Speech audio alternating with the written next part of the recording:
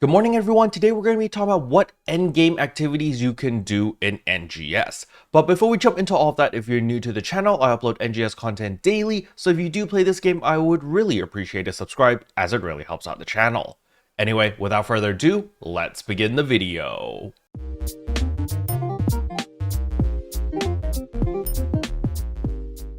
So the very first thing I want to talk about is what is endgame. Endgame is going to be very different depending on what type of player you are. So for example, let's say that you are a busy person and you could only invest 30 minutes every single day in NGS. Your endgame and how you're going to get there is going to be vastly different versus someone that invests 5 hours every single day in NGS. So because of this, we will be splitting this video up into 3 separate segments. The first segment is going to be for the more casual players. So for the casual player, what exactly is your endgame this month? It's going to be relatively simple. All you need to do is, since you only have 30 minutes to play every single day, you want to get the most out of your time investment. So your number one priority is going to be finish your dailies every single day and eventually finish your weeklies as well, because that gives you a lot of meseta, a lot of EXP, a lot of materials that you can use to upgrade your characters later down the line. However, on top of that, you are probably going to be using the Argenti weapon until the seasonal event comes in 2 weeks. Once the seasonal event weapon comes in, then you're just going to farm for the seasonal weapon and you're just going to use that. All right, so you're not going to be aiming for a Melik weapon, you're not going to be aiming for a Flugelguard weapon, and if you do get lucky and you get a Flugelguard weapon, instantly sell it. Like, there's no reason for you to use such a endgame weapon because you simply do not invest enough time into the game to justify the upgrade cost for such an expensive endgame weapon. So if you get one of those rare weapons like a Flugelguard, a Tisha weapon, just sell it on the market, make that meseta and use it to fund any of your fashion, or if you do need any future upgrades later down the line and you need to purchase some capsules, at least you'll have some reserve like that. But for the average casual player that only plays 30 minutes a day, you're really just here to have fun, right? You're going to do your dailies, you're going to do your weeklies. Occasionally, maybe if an urgent quest comes out and you get lucky and it just so happens that you're online when it happens, you'll do the urgent quest. Now, of course, when there are special campaigns going on, like there's the scheduled urgent quest, if the time matches up and you can actually log on to participate, I highly recommend people to participate in the urgent quest, simply because the urgent quests are going to be like your raffle in order to get these really high-end weapons. So it's kind of like a lottery. You just do the urgent quest whenever it happens and you're just hoping for one of those Flugelguard weapons to drop, and if you happen to get one, boom, you make a bunch of money, which is definitely very nice.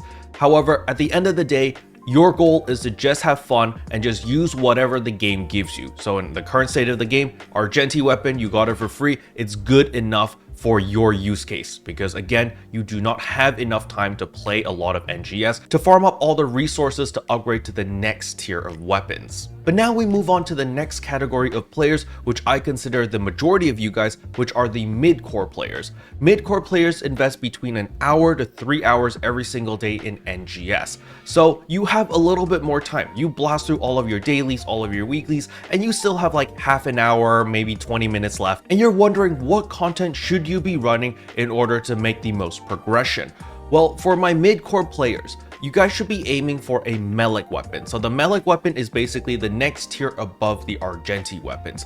So the Melik weapons, as we know, in order to farm for these weapons, you do need to go to Makid, and you are going to need to fight the Dread enemies as well as the Starless enemy in order to get the Dread scales, which you can use in order to exchange for a Melik weapon. However, of course, the Dread enemies as well as that Starless enemy also drop the fully built weapons themselves with fixes as well. Your ideal endgame is to get a Melik weapon with a fix of 4 or a fix of 5 on it. It doesn't matter what fix it is, as long as it is a fix of 4 or fix of 5, that is pretty much your endgame. But of course, if you are happy with a fix of 3 or just a fix of 1, that's totally up to you. It's up to you to set what your goalpost is. However, as a mid-core player, you guys probably know that Sega doesn't really respect the player's time that much, and that's why you need to plan ahead. You don't want to invest too much time farming for gear that you can use right now, and you kind of want to plan ahead and start pre-farming gear for future gear. So a great example is going to be your Lucille exploration.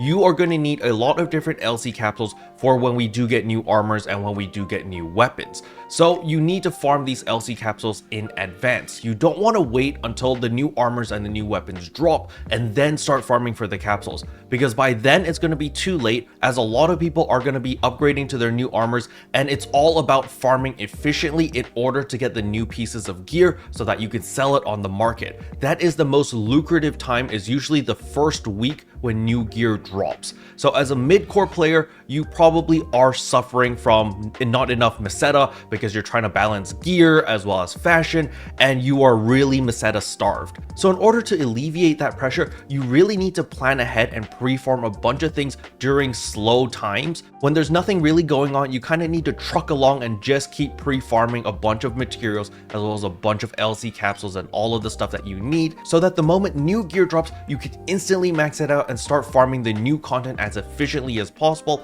and all of the drops that you get, you immediately throw onto the market for the first week and you make a ton of money. A very good example is when the melee weapons initially started dropping. So the very first week when the melee weapons were introduced, melee weapons were going for a ton of money. You were pretty much guaranteed 3 to 5 million meseta for every single melee weapon that you got. And if you did get a high demand weapon to drop, such as a katana or a gunblade, it was going for like 10 million in the first 2 to 3 days. It was a lot of money, and a lot of people made a killing because they were geared up, they were farming, and they were strong enough to farm all of these things fairly efficiently. And thus those players were able to make a large sum of meseta in a short amount of time, which just so happens to line up perfectly with free-to-play players, because you guys have to rely on your 3-day shop pass, so it matches up pretty well. So to wrap things up for the mid-core players, you do want to focus on farming some things that can gear you up right now. However, you don't want to spend too much time and too many resources on your current gear. You do want to focus on future gear and future-proofing yourself and pre-farming a bunch of things. That should be your main focus.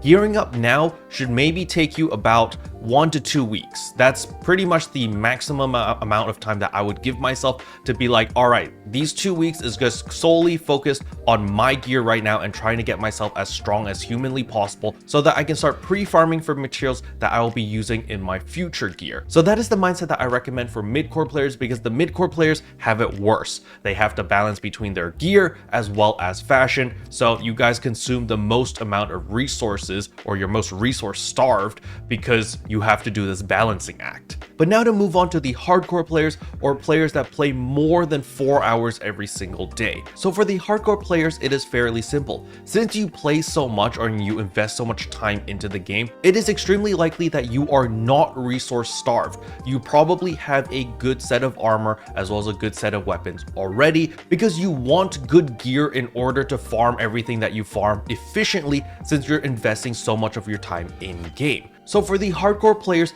I definitely recommend farming anything that gives you the end game gear. Anything that drops Flugelguard, that is content that you are interested in, because you know that Flugelguard is endgame. You want those endgame weapons, you want to get stronger so that you can farm everything that you currently farm even more efficiently. However, on top of that, the hardcore players and the mid-core players do have a little bit of overlap, in the sense that you do want to farm for future materials in order to future-proof yourself, so that when new weapons and armors do get introduced into the game, you can immediately max it out. However, instead of farming for LC capsules, which the mid-core players are going to be farming, you're going to be farming the true endgame capsules. So that is of course going to be your HAL finales, your Gigas Mass Days. You're going to be doing a bunch of dual quests. You're going to be farming in all the different combat zones to get your high ret dominas as well as your high ale dominas.